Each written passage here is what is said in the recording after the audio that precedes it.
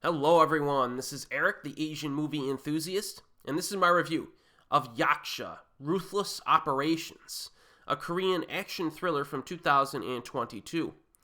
The opening scene is in Hong Kong at night, under the lights. An illegal exchange is occurring between some men, but then Kang-in shows up, played by Sol Kyung-gu, and wrecks a car full of dudes. He steals the device and chases after the other guy. After a brief skirmish, he escapes capture by the local cops, and we get the opening credits. Then we meet our main protagonist, a by-the-book prosecutor played by Park Hae-soo, who gets embarrassed by a corrupt businessman in front of some news reporters.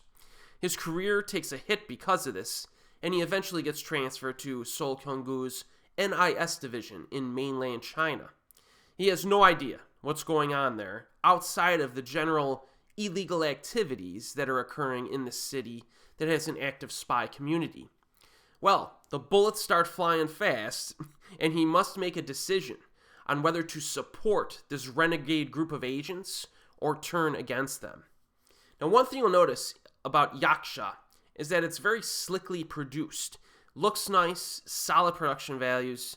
I like some of the nighttime atmosphere, and this movie does have some of that.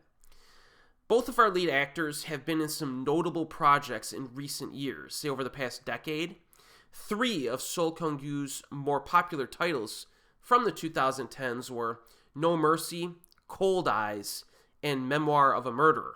He's definitely a shady guy in Yaksha, and I kind of wondered whether or not he would gradually become irredeemable by the end of the film. So that's something to think about while you're watching this. Is he going to go like Denzel Washington training day type stuff, or is he going to do something else? You're not really sure. And he gives a very good performance. It's very interesting to see Park Hae-soo as like a vulnerable protagonist in Yaksha instead of a slimy character or dangerous antagonist, like he played in Squid Game and Time to Hunt, which are 2 films that he has been in of late. He does have a certain character arc in the film because his outlook on justice near the end of the movie is a little bit different than it is at the beginning of the film. He becomes a little bit more practical and less idealistic, but he's very good in this. And then we have a nice surprise with the presence of Japanese actor Hiroyuki Ikuchi, who has a significant supporting role. And I first saw this actor in the Kiyoshi Kurosawa film Charisma way back in the day, and over the years I've always enjoyed his performances when he pops up. And in Yaksha, he plays a rival character with spy contacts. I'd also like to point out that all 3 of these actors are required to speak multiple languages in certain scenes, like the same scene, which is pretty impressive. I mean, they'll swap between Korean, Mandarin, and Japanese like in the same scene, and they sound pretty convincing. So all these guys are good. Pacing is pretty good overall. I do like the freewheeling nature of the NIS team.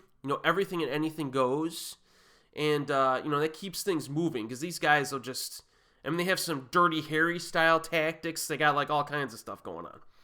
And that creates a good dynamic with this team and our main prosecutor protagonist. Story overall is really nothing special, but it does generate enough conflict to keep you in it. And it's all tied into the pacing. Now, in terms of the action, it's good. Alright, the action's good. Mostly grounded.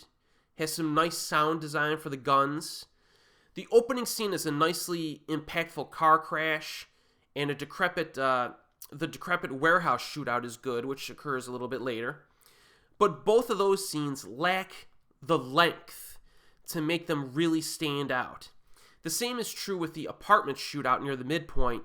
It's good, but it's so short, it's hard to be memorable, And these individual scenes are effective, but they somehow fail to generate enough excitement to really get your blood pumping for any significant period of time. There really aren't any set pieces in this film that I will remember as like an instant classic. They're all good.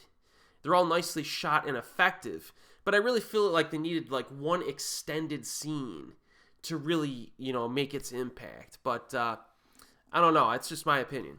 But I would classify Yaksha Ruthless Operations as just a good, solid action flick. That's what it is. But I feel like it lacks a few things that could have taken it to the next level. It's currently available on Netflix, and I do recommend it. And as always, I will see you next time.